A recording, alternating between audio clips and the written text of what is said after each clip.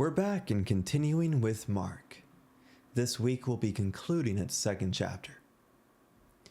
In our previous commentary, we saw how the Pharisees had the audacity to criticize those who do not follow in the unrighteous traditions of their elders. And today their successors in the churches attempt to condemn men who do not abide in their unrighteous church traditions. These modern-day Pharisees will fast according to supposed holy days, such as Lent, holy days which are found nowhere in the Bible, so they're not really holy, and they think themselves righteous for following them, while they promote the abominations which Yahweh God hates. So all these Catholics are on X putting ash on their foreheads, but there is no piety in doing so. And so we can repeat to them that which Christ said to the Pharisees. Leaving the commandment of Yahweh, you hold to the tradition of men. The traditions of men are one of the worst kinds of old wineskins, which are old misconceptions or heretical frameworks which prevent someone from integrating any truth into their understanding of the Bible. We discussed the parable of the new and old wineskins in our previous commentary, and it's very much relevant to the following two passages in Mark, which both focus on the Sabbath. The Pharisees, they had many old wineskins concerning the Sabbath, and even today many people in Christian identity are unclear on how to practice and follow and observe the holy day. So there are prominent old wineskins which remain to be discarded. In order to combat any old misconceptions, we'll look at what Christ teaches us regarding the Sabbath and how we can apply those teachings to our own lives. But before doing so, we're going to briefly revisit the parable of the new and old wineskins so that we can cover a few points which we didn't mention in our previous video. Then we'll proceed to this next account of the gospel and drink the new wine which Yahshua Christ provides us. So, let's dive in. Mark 2:21-22. No one sews a patch of uncarded cloth upon an old garment, but if it is, the new lifts its borders away from the old, and the tear becomes worse. And no one puts new wine into old skins, but if it is, the wine breaks the skins, and the wine and the skins are lost. Rather, new wine is for new skins. Mark alone has the word sow instead of put. Epiropto, Strong's 1976, instead of epibalo, 1911.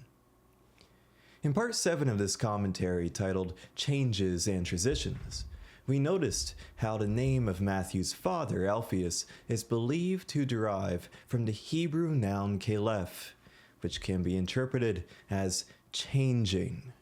If Matthew was indeed a Levite, the name of his father, it may have foreshadowed the coming change in the priesthood from Levitical to Melchizedek.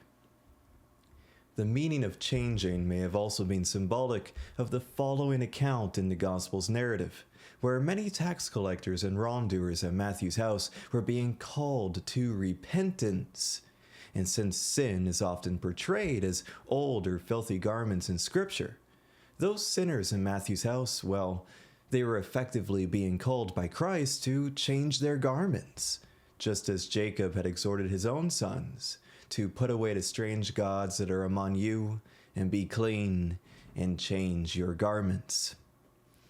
With this in mind, it would be fair then to interpret the old garments of this parable as representing sinful habits, as much as they represent old misconceptions. In fact, those two things often come hand in hand anyways. As Christ says, if an uncarded cloth is placed on the tear of an old garment, then, quote, the new lifts its borders away from the old. The Greek word for borders is pleroma, Strong's 4138, and it means fullness. And so in other words, the new lifts its fullness away from the old. It's evident then that truth is entirely lost or corrupted if mingled with heresy, just as the new wine breaks through the old skins and both are destroyed. That's what Christ is telling us here. Whenever you take a new teaching and try to fit it into old misconceptions, you lose it entirely. All the value is lost. It would be natural to assume that the tear in the garments, well, that would stand for heresy. In Christ, he adds that the tear becomes worse. It becomes worse after the new uncarded cloth lifts its borders away from the old. This is precisely how the heresies of Aristotle and Plato became worse, when the uncarded cloth of Christianity was patched onto their torn pagan garments, thus creating the wicked and old cloak of Catholicism, which looked like a lamb, but spoke as a dragon. Revelation 13. And Revelation 13 is indeed about the Catholic Church. Paul, he used the same word for worse, which is kairon, in his second surviving epistle to Timothy, where he warned his beloved friend concerning heretics who would all the more severely corrupt Christianity after the passing of the apostles. He wrote to his friend, quote, "All those wishing a pious life in Christ Yahweh will be persecuted, and evil men and enchanters will advance for the worse, kairon, deceiving and being deceived themselves." It is important where Paul wrote that these men would go on deceiving and being deceived themselves, because the evil enchanters, they always drink the ruined wine which they pass on to others, and both the teachers and the students are made drunk on the same foolishness. As Christ said concerning the bastard strange plants among the Pharisees, quote, "Leave them alone, they are blind leaders, and if the blind should lead the blind, both shall fall into a ditch." For those who have been raised in these systems of deception, it can often be difficult to leave, especially if you've been raised in it from childhood, and many people are. Because as Christ says in Luke's parallel account of this parable, "And no one drinking the old desires the new, for the old," one says, "is good." Old habits die hard, and people often think that if a tradition of man is very ancient, very old, then it must be true or good. No, heresies persist for a very long time because they tickle the ears and they give people conquerors a way to exert power over men. They are not going to give up their tools of destruction. But Timothy did not drink old and ruined wine. Timothy did the opposite. He put the uncarded cloth, which was given to him through Paul, onto a new garment, and he poured his new wine into new skins. Paul explains precisely how Timothy did this, continuing in the same passage, 2 Timothy 3:14-17. "But you continue in those things you have learned and have been assured of, knowing from whom you have learned. And because from infancy you know the divine writings, which enable you to pursue wisdom under preservation through faith that is in Christ Yahweh. All writing inspired of God is also beneficial for teaching, for evidence, for correction, for education which is in righteousness, that the man of Yahweh would be perfect, having prepared himself for all good works." What we must learn from this is that a Christian should not learn from the vain traditions or philosophies of evil enchanters, but rather the divine writings which enable you to pursue wisdom under preservation through faith of that which is in Christ Yahweh. This is where true wisdom comes from, not from the literature of men like Plato or Aristotle, or their successors, men like Aquinas. As Paul says, all writing inspired by God is beneficial for teaching, and we must conform ourselves to that word without any adulteration from old wineskins. Only then can we have proper doctrine and become prepared for good works.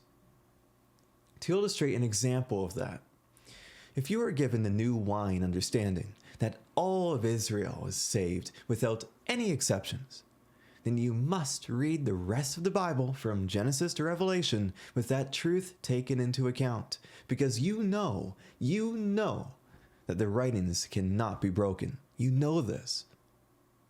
When everyone exercises this method of study, the flock of God is unified, and the alien wolves, well, they're forced to flee, realizing that there is no way for them to drag the sheep away from Yahweh's word, and into the bondage of their rituals and traditions. The Bible does not contradict itself. When you receive new wine, you interpret everything with that new wine in mind. If something you used to believe seems to contradict the new wine, either it wasn't true in the first place, or your interpretation was flawed in one place or another. Find out where, and remember this: the Bible does not contradict itself. If it seems to, your knowledge is lacking. It's not the Bible which is making any mistake. We must be humble, so when we see these things, it's a signal for us to clear up our understanding in a certain area. Unification is imperative for the health of our assemblies. And in fact, the word for tear in this parable, where the uncarded cloth being sewn makes the tear worse, is schisma. Schisma means division, and it's where the English word schism is derived. The Catholic schism. Paul uses schisma in 1 Corinthians, where he addresses divisions in that assembly.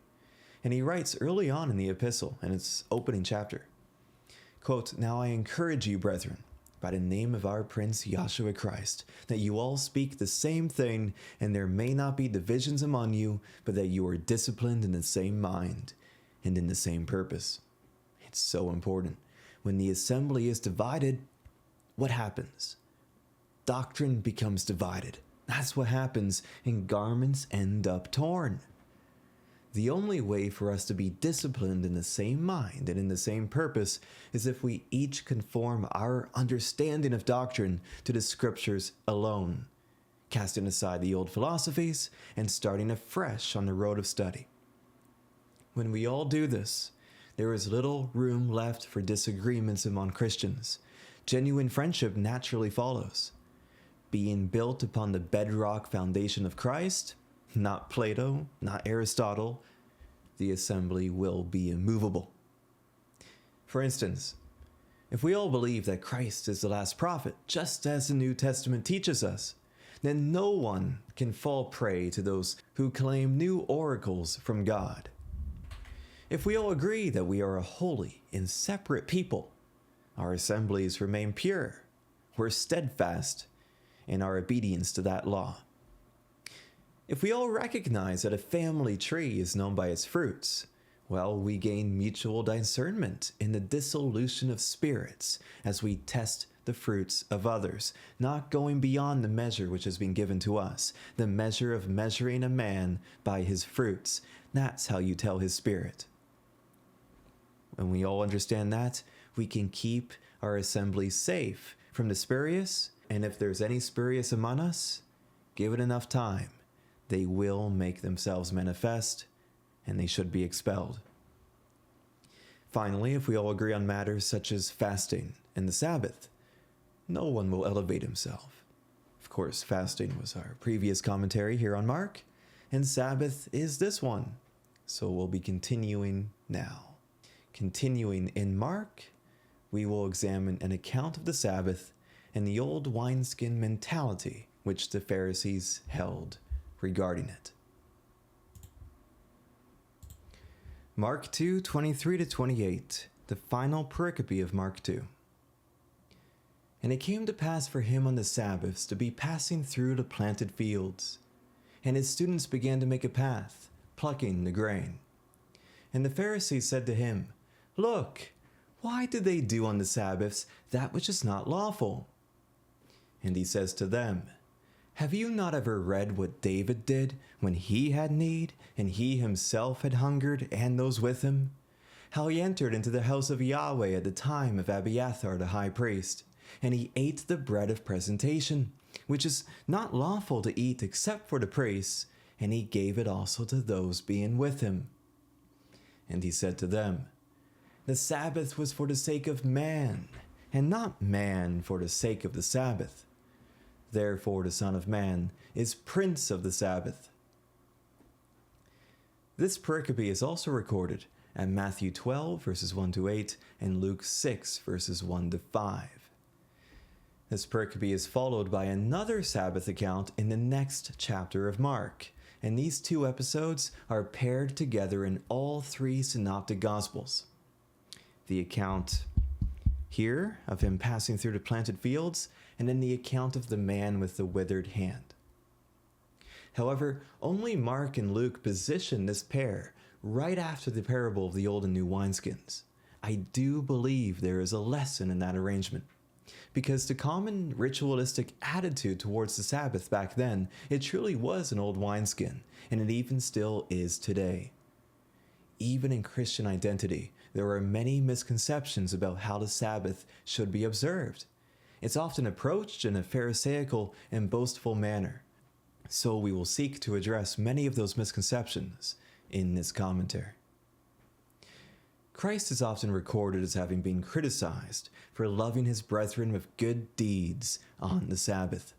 Since the Pharisees favoring pretense over mercy, they viewed those acts as violations of the law, as if God only wants us to love our brethren 6 days out of the week. Altogether, there are 6 instances in the Gospels where Christ is criticized for doing good on the Sabbath. 2 in the Synoptics, 2 in Luke, and 2 in John. Christ and his students passing through the fields is the first Sabbath account recorded in the Synoptic Gospels. So the first of these 6. But the healing of the lame man at the pool of Bethesda in the King James, which is unique to John's Gospel, that account likely occurred before this one. Okay, we will now examine the account in detail. Mark 2:23. And it came to pass for him on the Sabbath to be passing through the planted fields, and his students began to make a path, plucking the grain. The clause which mentions the students making a path is unique to this gospel. Mark appears to have favored the word paraporeuomai, passing, and 4 of its 5 appearances in the New Testament are found in Mark, of which this is the first. Now, it has to be said that the Gospels are an abbreviated record of the most important events from Yahshua's ministry. And those events, they become more closely compacted as the narrative draws nearer and nearer to his final week in Jerusalem. This makes the timeline of Yahshua's early ministry quite vague, where each account might have been weeks or months apart, and it's often difficult to tell. So we can't discern how much time has passed since the dinner at Matthew's house. Mark writes here that it's the Sabbaths, and it's easy to wonder why the plural is being used when it only refers to a single Sabbath day. The plural is found in all 3 synoptics, and while it might not feel natural in English, it is evident that in Greek, the plural form of Sabbaton can apply to multiple Sabbaths in the literal sense, but also to one Sabbath in an idiomatic sense. It is believed that that idiomatic use of the plural may be a reflection of how the word was transliterated from Aramaic into Greek. There are several linguistic essays which expound on this in detail, but it would be superfluous to discuss for our purposes here. The students of Christ, which is a label not always exclusive to the 12 apostles, they're solely recorded by Mark here as making a path through the field of grain. The use of the verb poieo by Mark, meaning to make or to do, in conjunction with the noun hadas, meaning way or road, does suggest that the students were quite literally making a path as they walked through the field, and thus we see it translated this way in the CNT. Making their way through the planted fields on their day's journey is certainly a glimpse into the land of Judea in the 1st century.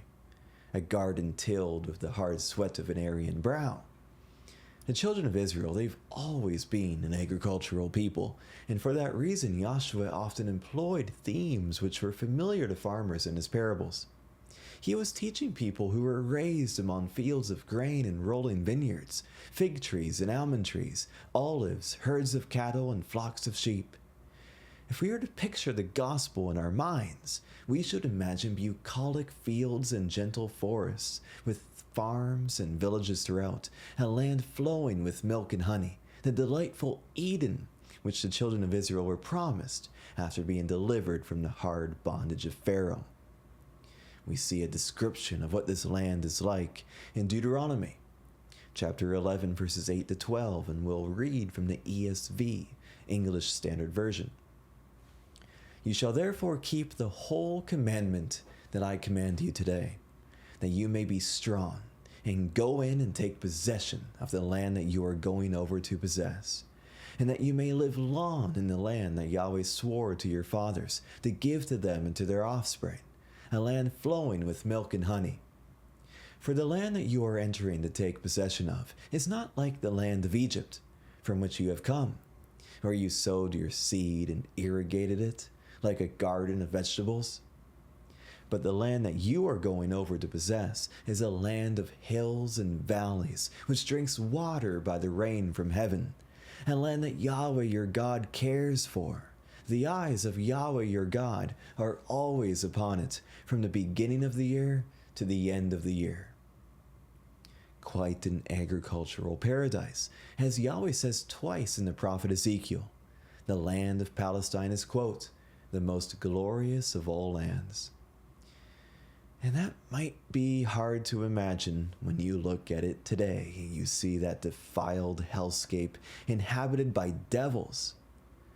These difficult but necessary circumstances, they were prophesied of in Malachi, where the accursed Edomite devils are depicted as returning to rebuild the desolate places. Desolate because the land of Judea was made desolate after the Roman kinsman avengers crushed Jerusalem under their feet. That must be the land being referred to in Malachi 1. This destruction and desolation was announced by Christ near the end of his ministry, where he said, quote, behold, your house is left to you desolate. And the fact that the desolation was vengeance for the murder of Christ, that is evident in the Gospel and in the Psalms and elsewhere. Christ, he made it clear in his Olivet Discourse that the Edomite dragon was to be taken away captive into all nations, Luke 21, after the destruction of Jerusalem. And that fulfilled the prophecy of the racially bad figs being scattered abroad in Jeremiah. But the dragon was later prophesied in Revelation to crawl out of the pit after 1,000 years of total subjection under his brother's sword. And the Edomites, they eventually returned to rebuild the desolate places in 1948, when they established their fraudulent state, a state which the Bible calls the border of wickedness. At no other time in history did the Edomites return and establish a state upon desolate land, so it must be what Malachi 1 is referring to. Because of this, the land of Judea today is quite bereft of farms in comparison to its former glory. It is written often that the earth is Yahweh's and the fullness thereof, and God being sovereign over all, he has the divine right to give a land's bounties to whomever he wishes and to withhold its fruits from others. There's likely more brothels and banks in the border of wickedness than there are farms, since the Edomites are absolutely repulsed by the idea of honest labor. They would not be able to till the land with the same level of efficiency as the children of Israel, even if they tried. For as Yahweh said to Cain, the father of the accursed Edomites, that murderer from the beginning, quote, you are cursed from the ground, which has opened its mouth to receive your brother's blood from your hand. When you work the ground, it shall no longer yield to you its strength. There is no reason to fret when all things are in the plan of God, however. The Edomite thorns, yes, they've come up on the land of Palestine, but they're promised to be burned when Christ returns, and he will throw down the border of wickedness, and he will save his people from their enemies. He will redeem us from their hand. Of course, until that day, they will continue to falsely accuse the children of Israel, just as the Pharisees are recorded as doing here in the next verse of Mark, though they weren't all necessarily Edomites, or we don't know how many of that group were Edomites in that specific instance. We don't know. Now, before we move on to that verse, we should first note that the students of Christ were not transgressing any law in plucking grain from their neighbor's field. It is written in Deuteronomy 23, verses 24 to 25. When thou comest into thy neighbor's vineyard, then thou mayest eat grapes thy fill at thine own pleasure, but thou shalt not put any in thy vessel. When thou comest into the standing corn of thy neighbor, then thou mayest pluck the ears with thine hand, but thou shalt not move a sickle unto thy neighbor's standing corn. While the King James might use the word corn in passages like these, the archaic use of the word in English should not be confused with what we would call maize. It is a reference to grain here in the original languages. So we see here from Deuteronomy that the students of Christ were not doing anything wrong. Christ, he taught us that the entire law and prophets, they hang upon the pillars of loving our God and loving our brethren. And we should never account it as theft if our brethren innocently pluck some grain or pick some grapes while they pass through on a journey. We should be overjoyed that our produce was able to satiate their needs. We should be happy. It is written in Matthew's parallel account that the students of Christ were hungry. But the Pharisees, in their selfishness, they seemed to care more about maintaining the pretense of their righteousness than whether or not Christ's students would have enough to eat. And so we continue in Mark 2:24. And the Pharisees said to him, Look, why do they do on the Sabbaths that which is not lawful? The laws which the students of Christ are being accused of breaking here are found in the body of Moses' books. There are many witnesses, and we will provide two examples from Exodus and Deuteronomy. Exodus 23:12.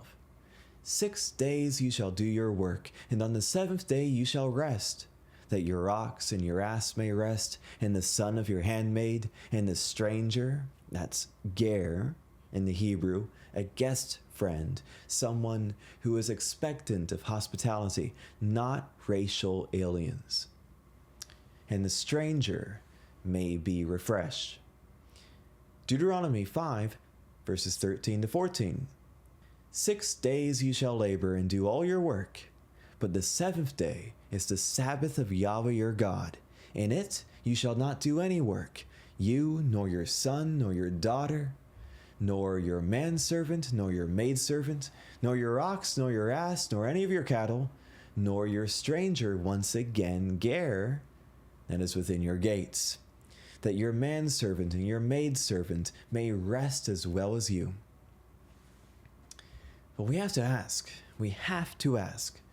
is casually plucking and eating grain as you pass by the field truly labor?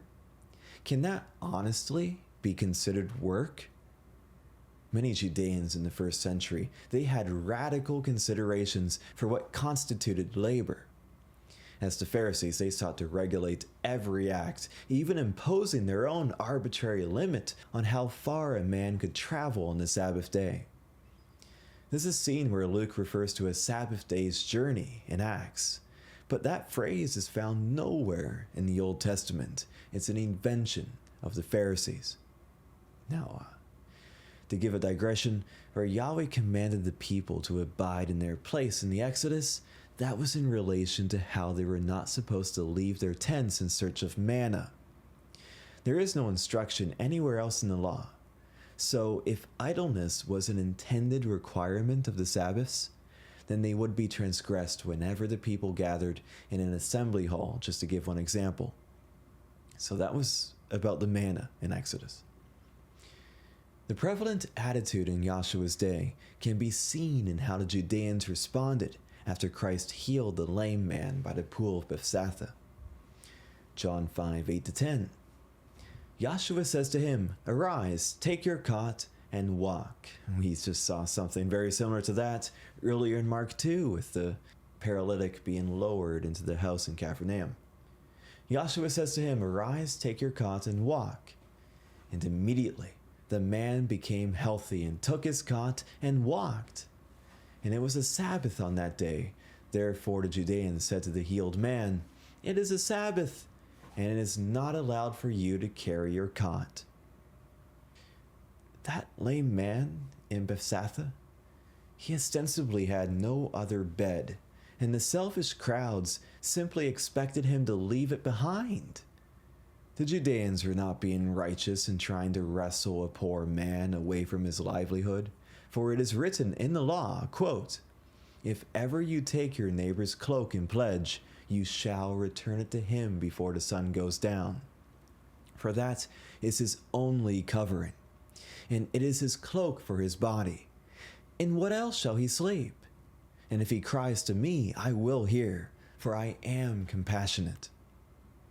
A cot is a bed, so indeed, in what else shall he sleep? We're seeing an exhortation for compassion here in the law. Were the Judeans being compassionate and forbidding the man from his own bed? I don't think so. The cold, heartless flood of legalism supplanted brotherly love in first century Judea. With compassion and brotherly love being a very pillar of the law, it is a wonder that the people held such a superficial understanding of the law's purpose. The things which Yahshua taught concerning the law and mercy should not have been new to their ears, but it was. And that displays just how lost the society was. As Christ said, "I give to you a new commandment, that you should love one another just as I have loved you, that you also should love one another." But that was actually not at all a new commandment. It is written in the Old Testament.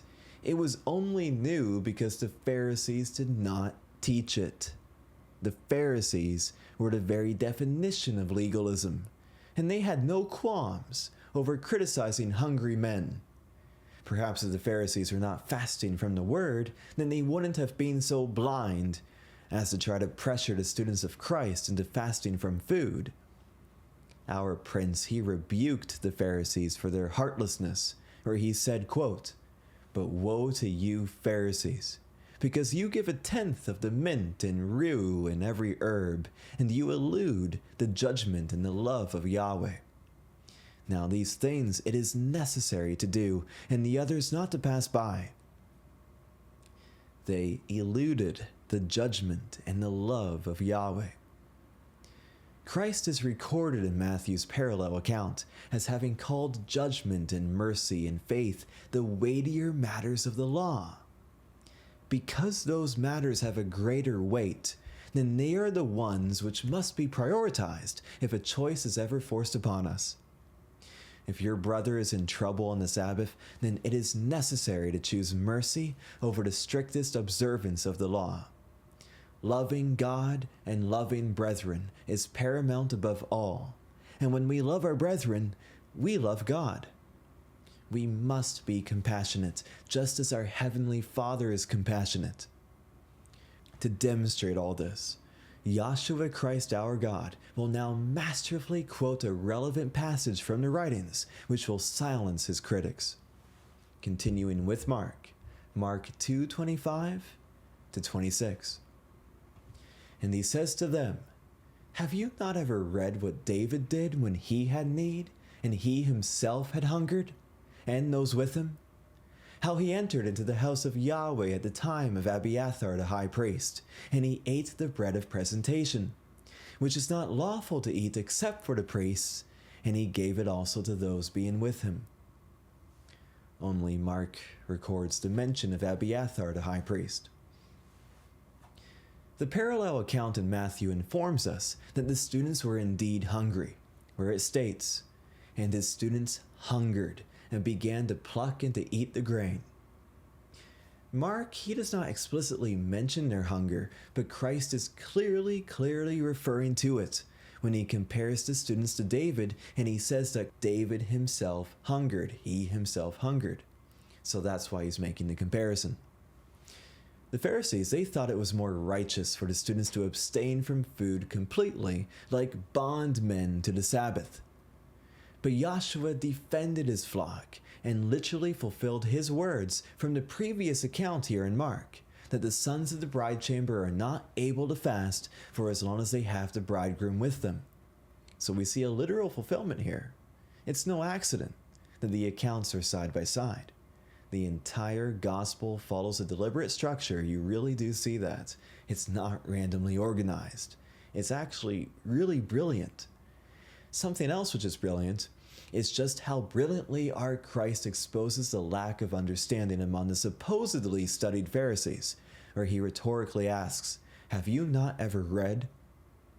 The judgment of the Pharisees here was simply not on course with Scripture, and it was justly necessary that their ignorance be exposed.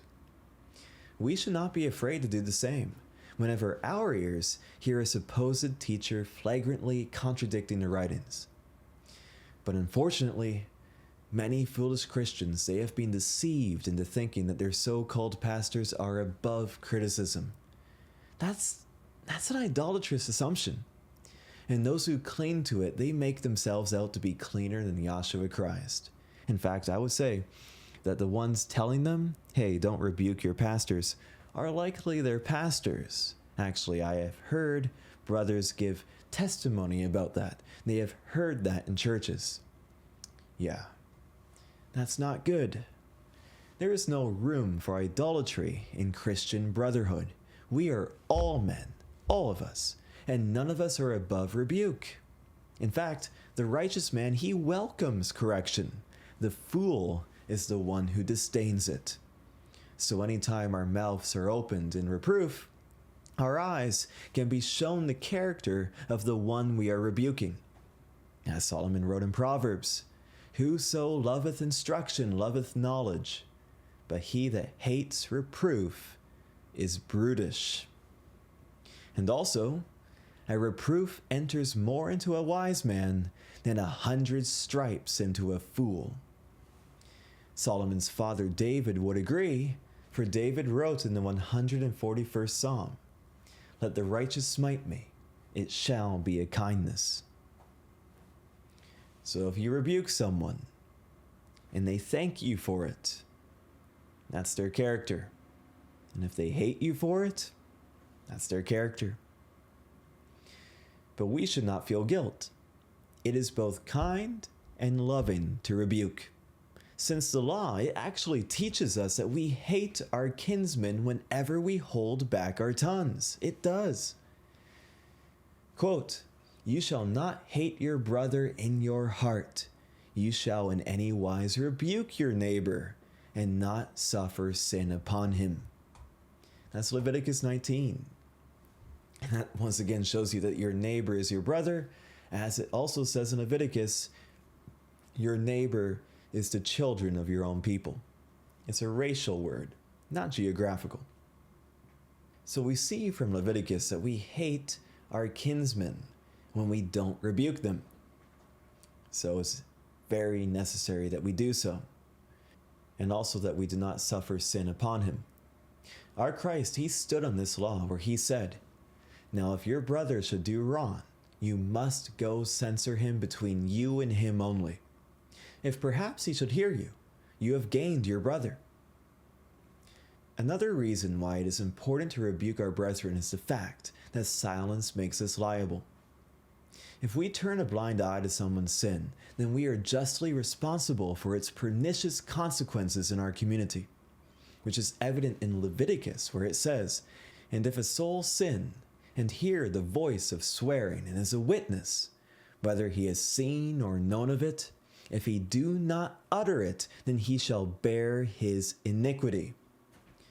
Paul of Tarsus was certainly alluding to this law, where he wrote to the Romans, quote, "that they practicing such things are worthy of death."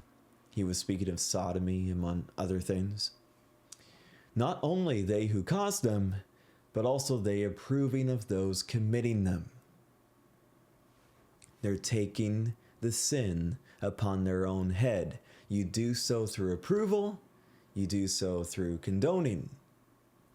If you see sin in your community and you don't point it out, you're basically accepting that sin. You think it's not important enough for you to really do anything.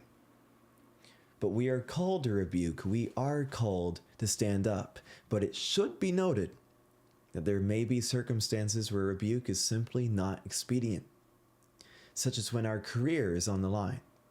it's a weighty matter as well for us to provide for our families. It is. So in these difficult times of captivity, Christians should be wise. And they should innocently exercise discretion as they navigate each and every moment. Look at the circumstances and make the best choice you can. And pray that Yahweh has mercy on you. We are in captivity, and Yahweh is a merciful God. Now, it is imperative that we always go back and read the full context whenever the Old Testament is being quoted, so that we can better understand why it's relevant to the New Testament passage in question. Christ here in Mark, he's referencing an account found in 1 Samuel, where David was fleeing from Saul after Jonathan's warning. It's 1 Samuel 21, verses 1 to 6, and we'll read from the New King James Version, because it's a bit easier to follow than the archaic King James, especially in these narratives. So, 1 Samuel 21, 1 to 6. Now David came to Nob, a priestly village near Jerusalem, to Ahimelech the priest. Yes, notice that's Ahimelech, not Abiathar, as Christ said. We're going to get to that later. To Ahimelech the priest. And Ahimelech was afraid when he met David, and said to him, "Why are you alone, and no one is with you?" So David said to Ahimelech the priest, "The king has ordered me on some business, and said to me, 'Do not let anyone know anything about the business on which I send you, or what I have commanded you. And I have directed my young men to such and such a place. Now, therefore, what have you on hand? Give me 5 loaves of bread in my hand, or whatever can be found.' And the priest answered David and said, 'There is no common bread on hand, but there is holy bread, if the young men have at least kept themselves from woman.' Then David answered the priest and said to him, 'Truly women have been kept from us about 3 days since I came out, and the vessels of the young men are holy, and the bread is in fact common, even though it was consecrated in the vessel this day.' So the priest gave him holy bread, for there was no bread there but the shewbread, which had been taken from before Yahweh, in order to put hot bread in its place on the day when it was taken away." The Greek phrase which is used to describe the bread in the Septuagint of this passage, artus tes protheseos, is the same one used in the Gospel account, though the phrase is not used in every relevant passage of the Septuagint. The word protheseos has several meanings, among which are a placing in public or an offering, as defined by Liddell and Scott. The King James translates both the Greek and its Old Testament Hebrew equivalent as shewbread. Here in the CNT, it is translated as bread of presentation. The first mention of this consecrated bread, the shewbread, is found at Exodus 25, where Yahweh gave instructions to Moses concerning the tabernacle in the wilderness. Quote, "And ye shall set upon the table shewbread before me always."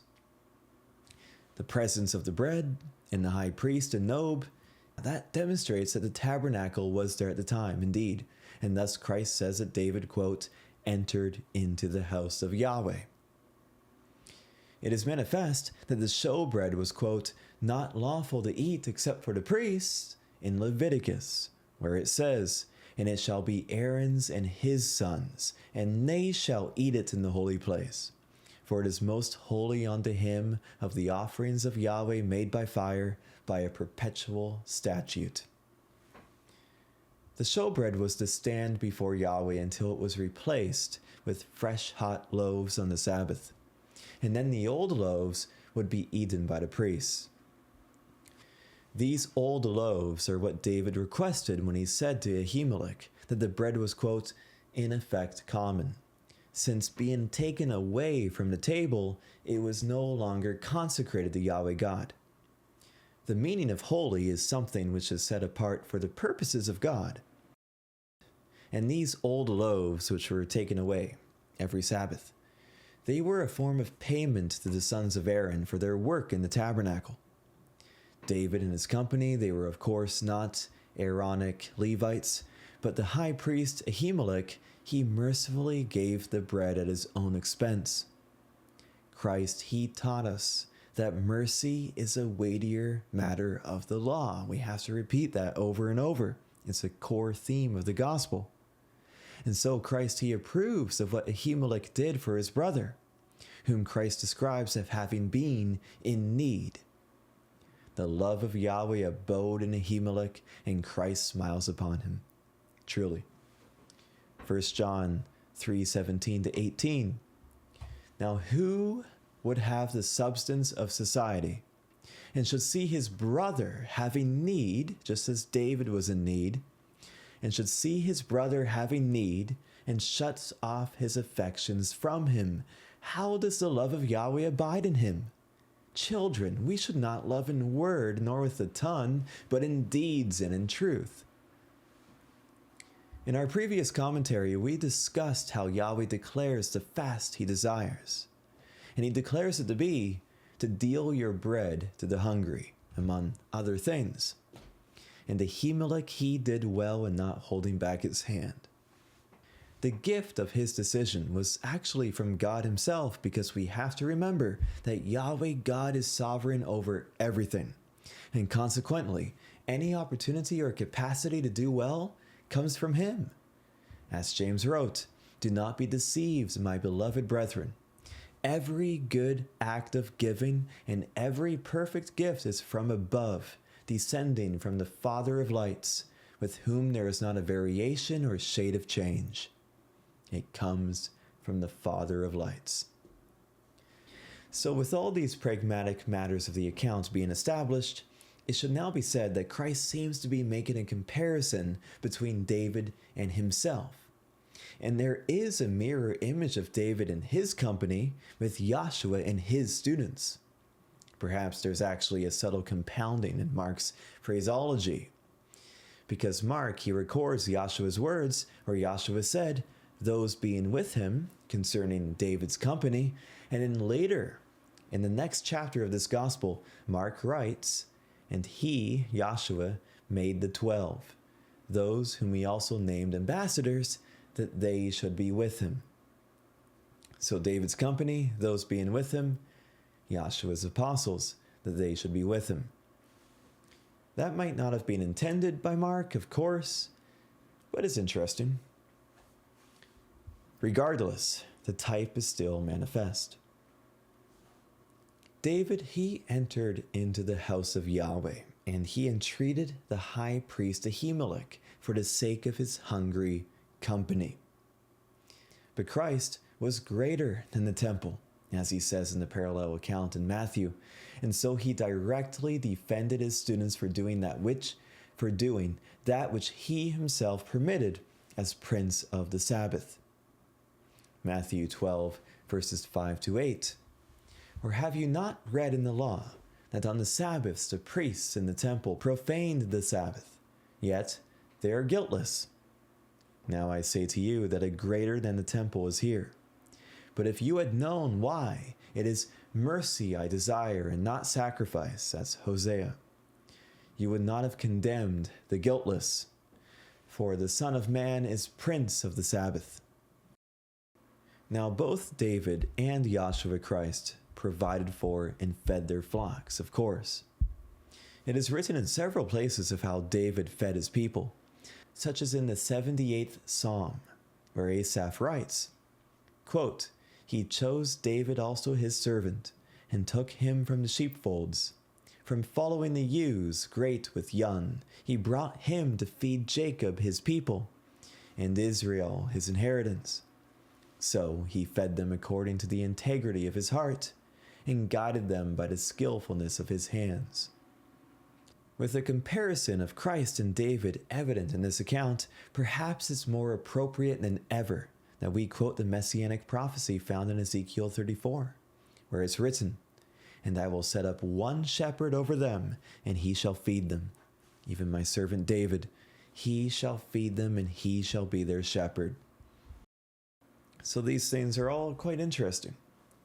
Now, on that same note of prophecy, it's evident that those 12 loaves of shewbread and their constant presence before God served as a prophetic type for the body of Christ as his symbolic communion with the 12 tribes of Israel, who are his body and his blood.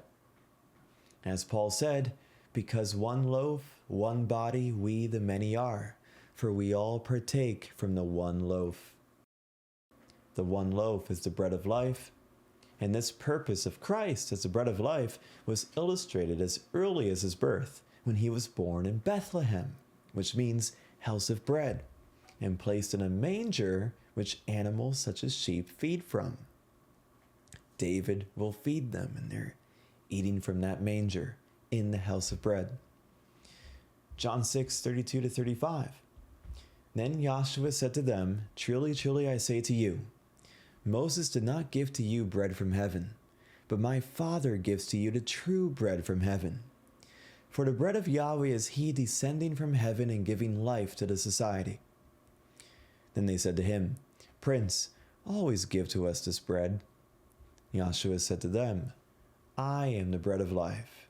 He coming to me shall not hunger, and he believing in me shall not ever thirst.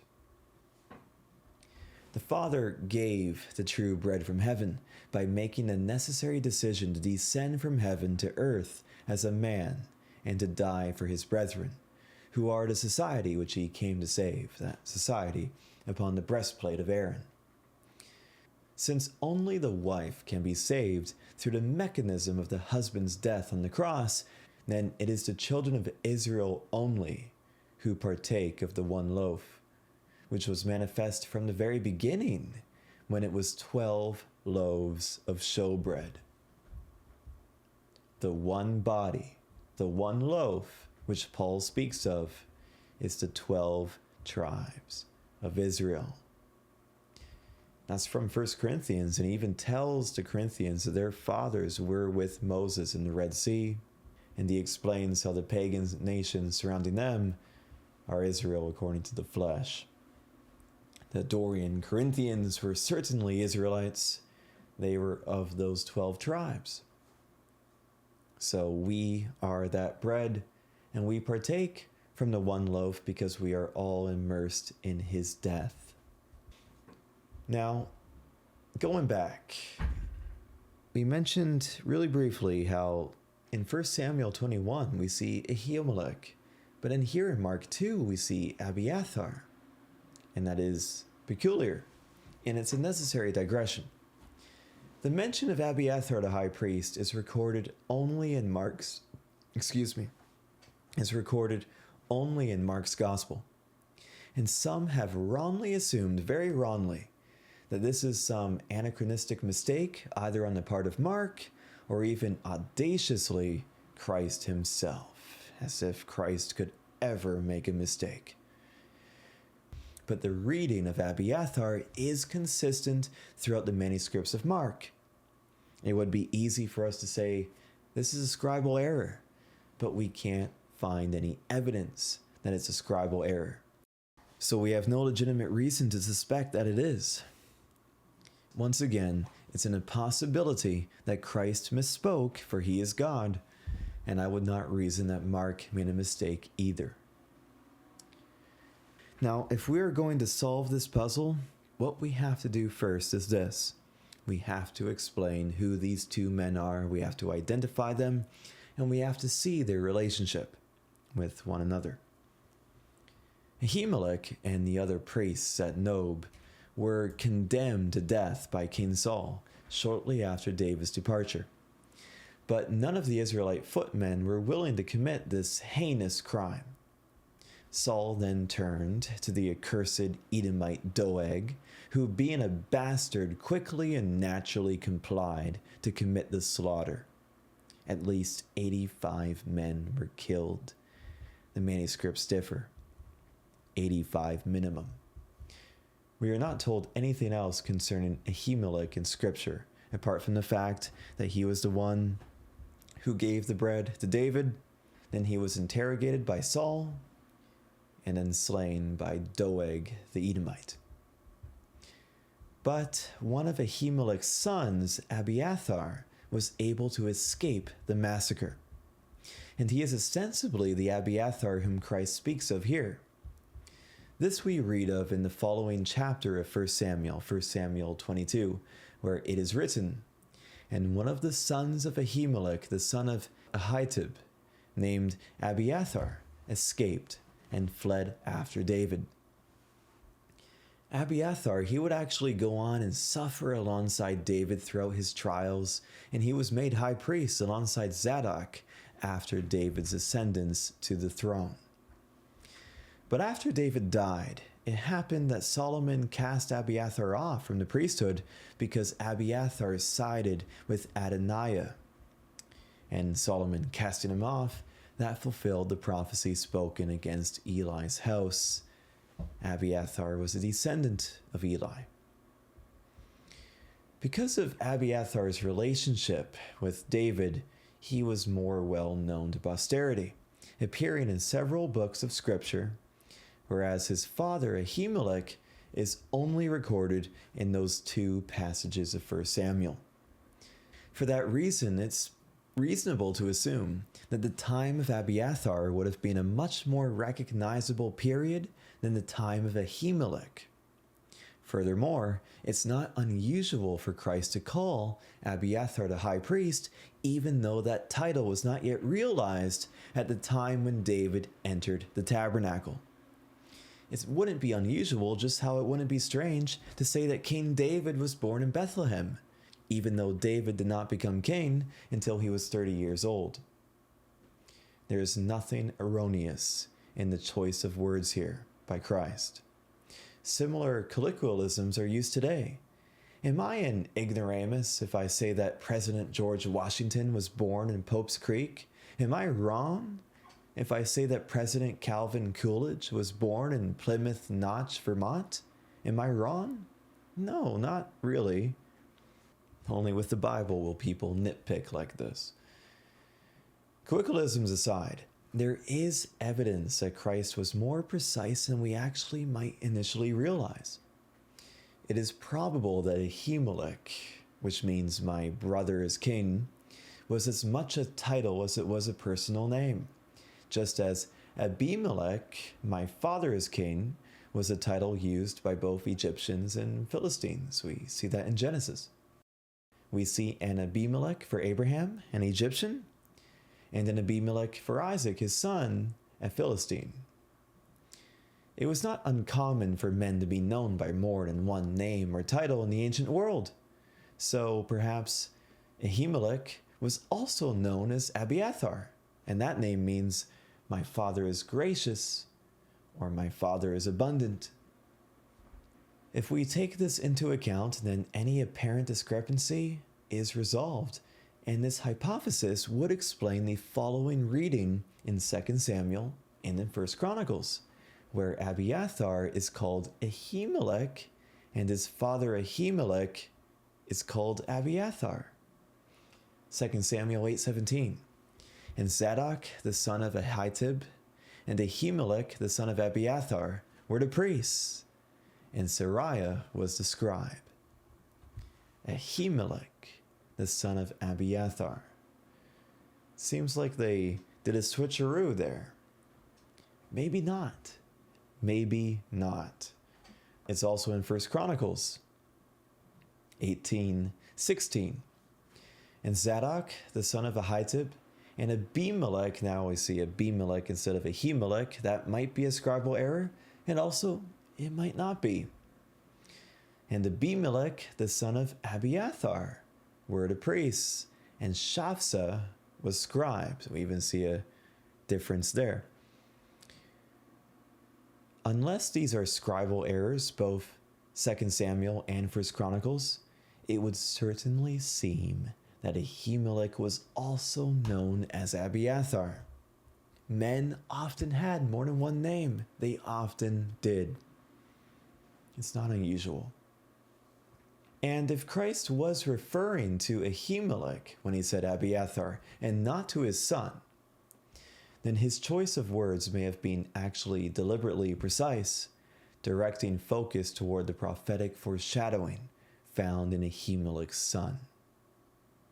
In choosing to refer to Ahimelech by his other name, Yahshua points us towards his son because there's a type in his son. We have to think about it. David was an anointed Christos king on the run from a wrathful and jealous civil authority. And Abiathar joined his band of followers after the massacre at Nob. Throughout David's journey, he would often request Abiathar's ephod at times where divine guidance was necessary.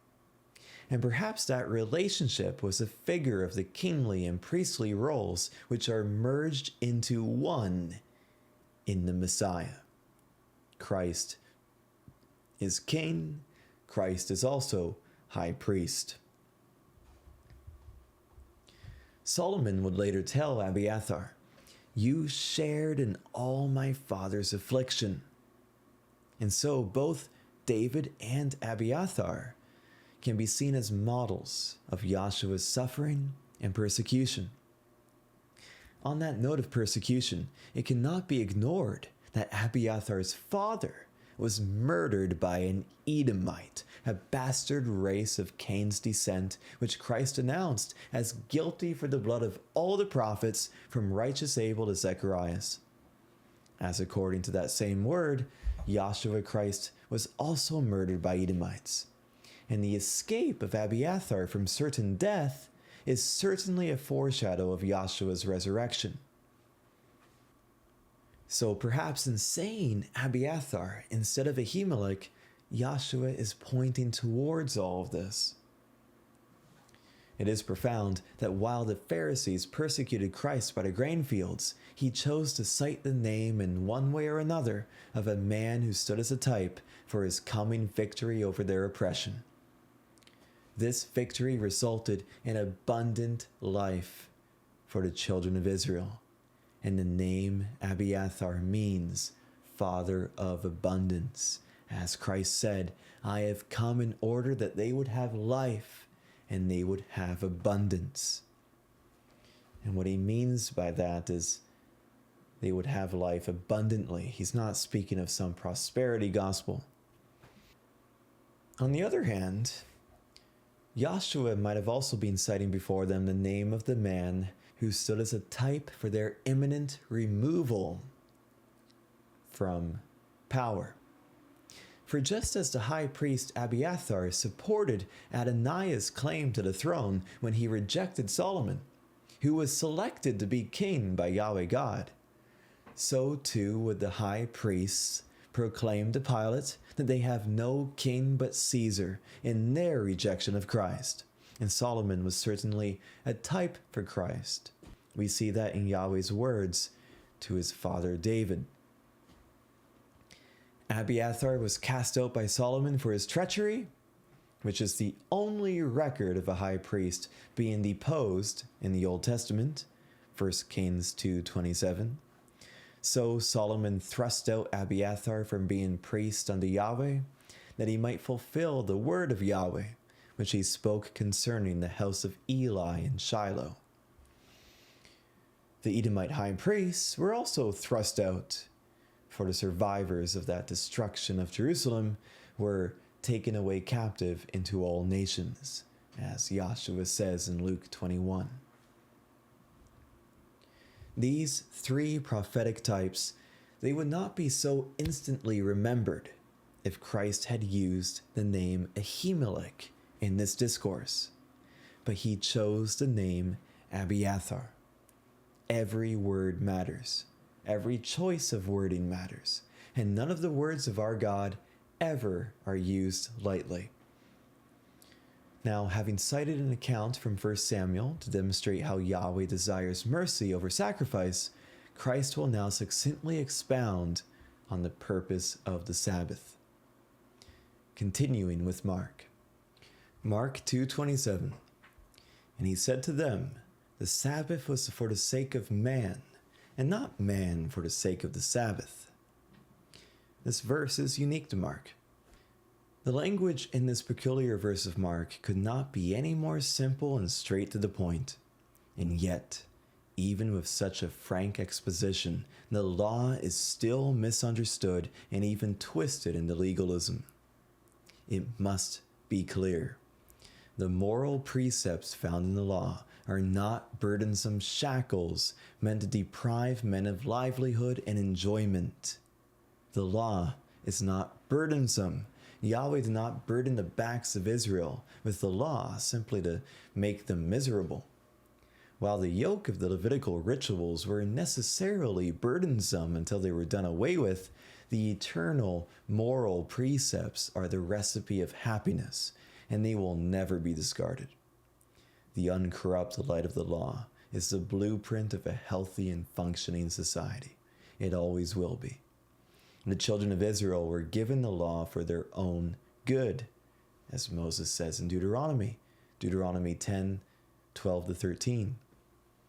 And now, Israel, what does Yahweh your God require of you, but to fear Yahweh your God, to walk in his ways, to walk in all his ways, and to love him, and to serve Yahweh your God with all your heart and with all your soul, to keep the commandments of Yahweh and his statutes, which I command you this day for your good.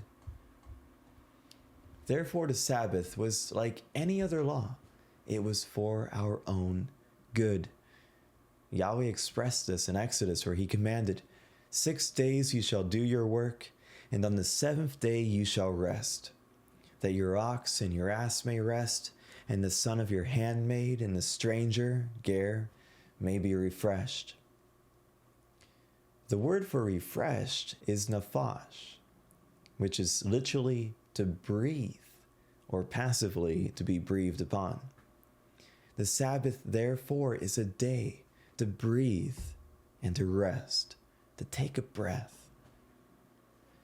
But if we deprive ourselves of even the simplest joys on the Sabbath and refuse to eat a little bit of grain when we are hungry, then what is the Sabbath except a burden?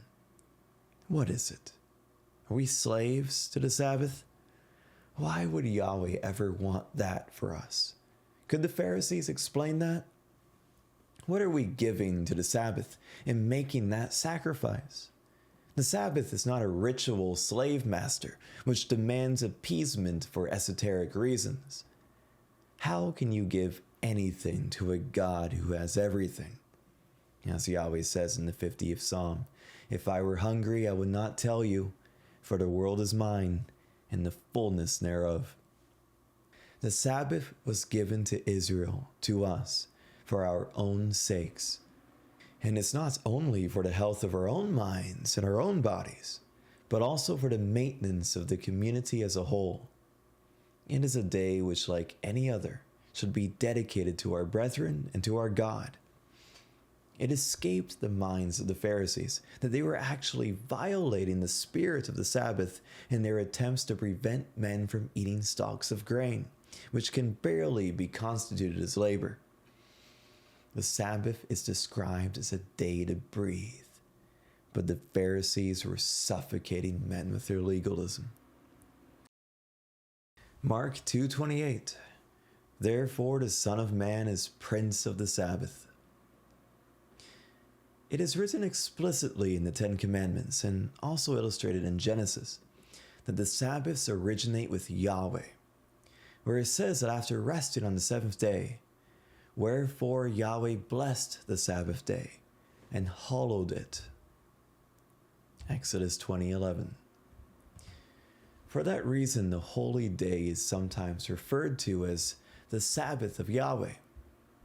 And he affirmed his authority over these Sabbaths when he commanded the children of Israel, verily my Sabbaths you shall keep, my Sabbaths. Therefore, this declaration of Christ is another witness of his divine authority. Yahweh, being Prince of the Sabbath, can excuse the overstepping of its boundaries when the weightier matter of mercy is paramount, and therefore he permits his students to pluck grain and to eat. This is the concluding verse of the 2nd chapter of Mark. And we have seen several such witnesses of Yahshua's divinity throughout this chapter. In its opening, Yahshua was recorded as demonstrating with a miracle that, quote, the Son of Man has authority to forgive errors upon the earth. As we explored in our commentary titled, Home is where the Son of Man is, sin is violation of the law, and therefore only Yahweh has the authority to forgive the transgressions of his own commandments. Therefore Daniel prayed, to Yahweh our God, to the Lord our God belongs mercy and forgiveness, for we have rebelled against him. By forgiving sin, Yahshua Christ showed that he is the lawgiver who spoke to Moses in the cloud at Sinai. And then in our previous commentary, titled Fasting for the Bridegroom, we saw Yahshua describe himself as the bridegroom, which demands that he is the same Yahweh God who promised to rebetroth his divorced wife in the prophets. Hosea 2, Malachi 3, throughout Isaiah, Jeremiah 31, and elsewhere. If Yahshua is not Yahweh God, well, of course, his sacrifice on the cross was meaningless, and he is a sinner for taking his father's wife.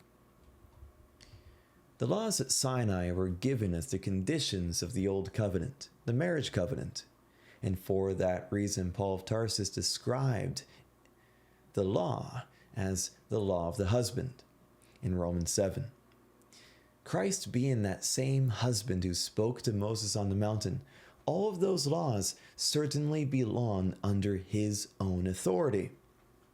And he affirms such here, where he proclaims that the Son of Man is Prince, Kyrios, of the Sabbath.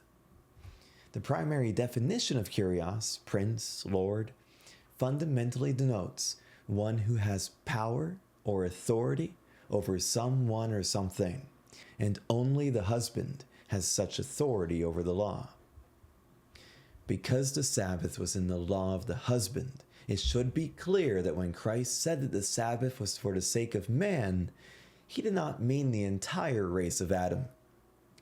Only Israel was married to God and given the law at Sinai. And in fact, the Sabbath also served as a sign of that peculiar marriage and sanctification. Exodus 31, verses 12 to 17. And Yahweh spoke unto Moses, saying, Speak you also unto the children of Israel, saying, Verily my Sabbaths you shall keep, for it is a sign between me and you throughout your generations, that you may know that I am Yahweh that does sanctify you. You shall keep the Sabbath therefore, for it is holy unto you. Everyone that defiles it shall surely be put to death, for whosoever does any work therein, that soul shall be cut off from among his people. 6 days may work be done, but in the seventh is the Sabbath of rest, holy to Yahweh. Whosoever does any work in the Sabbath day, he shall surely be put to death. Wherefore the children of Israel shall keep the Sabbath, to observe the Sabbath throughout their generations, for a perpetual covenant. It is a sign between me and the children of Israel forever. For in 6 days Yahweh made heaven and earth, and on the seventh day he rested and was refreshed. Navash. As Yahweh says in the prophet Amos, can two walk together except they be agreed? If the children of Israel were going to faithfully walk with Yahweh as his wife and be holy as he is, then they would have to keep his Sabbath, which he himself blessed and hallowed. This would serve as a sign of their peculiar marriage relationship unto Yahweh God, their husband, and their sanctification, their being set apart. That's what sanctification means, to be set apart. Their sanctification from all other nations. They alone are the wife. As Yahweh said, and you shall be holy unto me, for I, Yahweh, am holy, and have severed you from other people, that you should be mine. That you should be mine. That's the marriage covenant. Ezekiel 16, I made you mine. Now we know that as the story unfolded, the children of Israel ultimately profaned their holiness and committed adultery with the bastard races. We know this. And their adultery with the bastard races was the principal cause of their being put away in that divorce. Yahweh said to Hosea, call his name, the child he had with the whore, call his name Lo-Ami, for you are not my people, and I will not be your God. If the children of Israel were divorced and no longer the people of God, then the Sabbath sign, which was a sign of their sanctified marriage relationship, that would have to be taken away as well. And this was announced shortly later in Hosea. Hosea 2, verse 2, plead with your mother, plead, for she is not my wife, neither am I her husband. Let her therefore put away her whoredoms out of her sight, and her adulteries from between her breasts. Going forward to verses 10 to 11. And now will I discover her lewdness in the sight of her lovers, and none shall deliver her out of my hand. I will also cause all her mirth to cease, her feast days, her new moons, and her Sabbaths, and all her solemn feasts. Her Sabbaths ceased in her divorce, because those Sabbaths were a sign of the marriage relationship. The Hebrew is perhaps indirect in the King James translation, where it says, I will also cause all her mirth to cease. In the ESV, it is assertively translated, and I will put an end to all her mirth, which is close to how the Greek of the Septuagint is translated by Brenton, and I will take away all her gladness, her feasts, and her festivals at the new moon, and her Sabbaths, and all her solemn assemblies I will take away. It is clear then that in their divorce, the marriage sign of the Sabbaths was taken away from the children of Israel, and they will not return until we are remarried to our God at the end of this age. It is obviously impossible for the entire nation to be obedient to the Sabbath while under this bondage of captivity in Mystery Babylon. It's also difficult for many of us to keep the Sabbaths in our own personal lives, as we wrestle the nature of employment under captivity.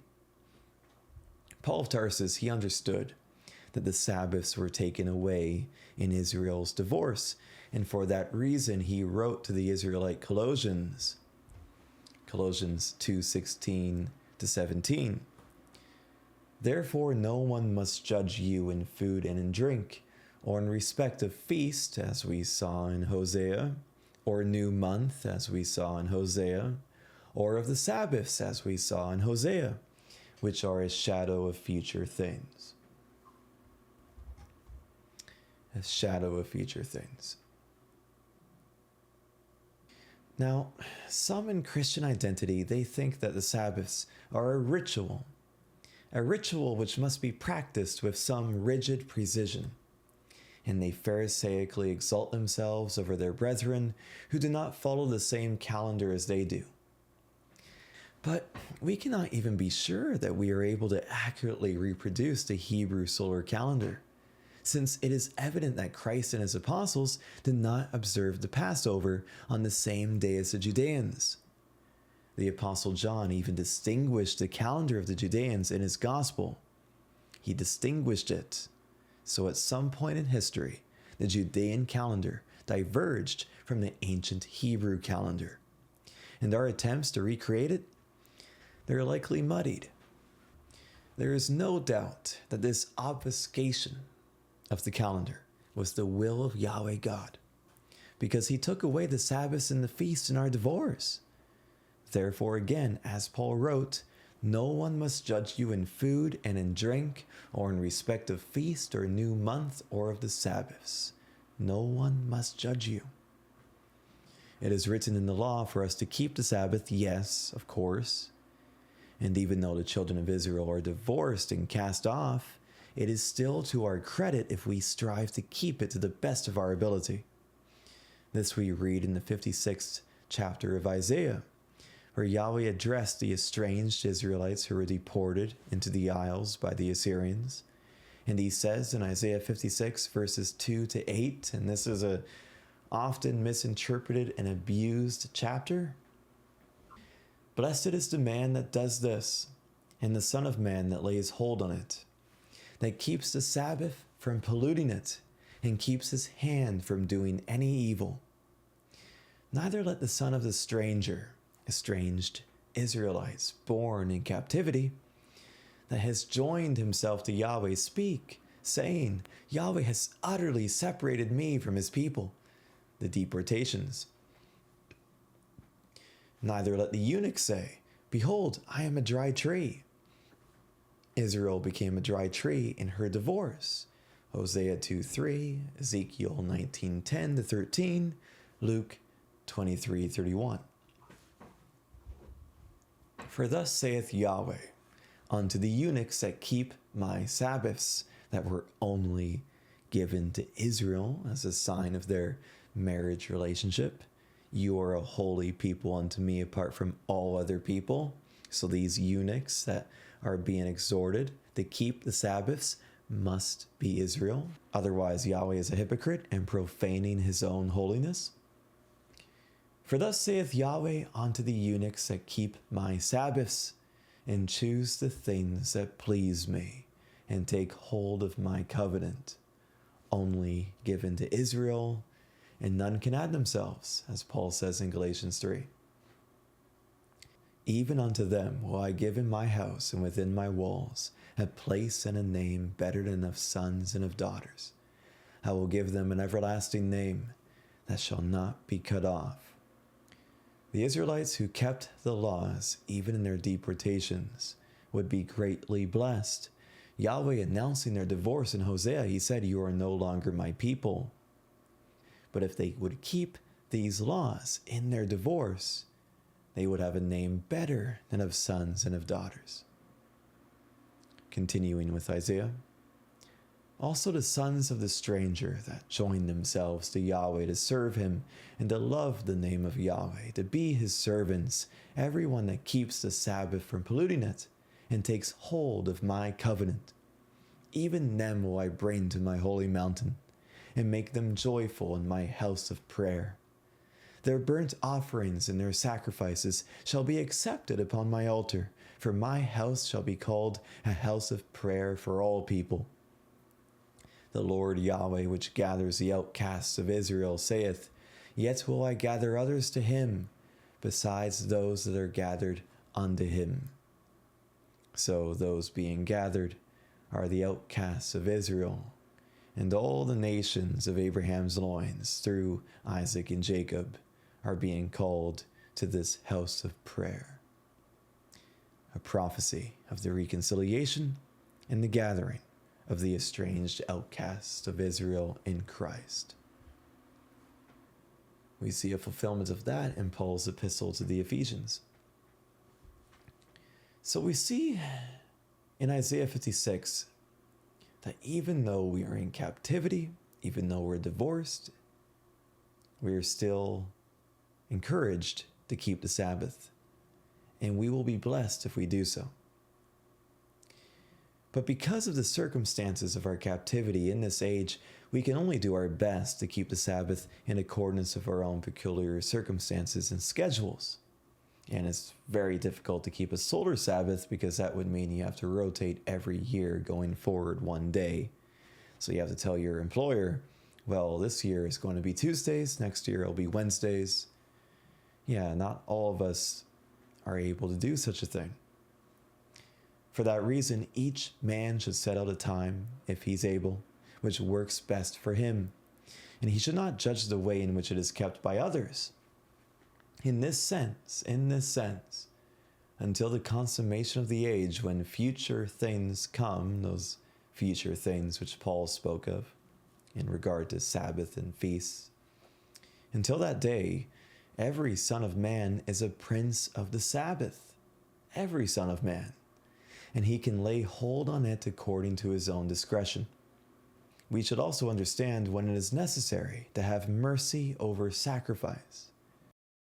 such as whenever there's an opportunity to pull our fellow sheep out of the ditch on a Sabbath day, to help our brethren, to help those in need. Just as Ahimelech or Abiathar helped David. So it's certainly not fruitless to practice the Sabbath.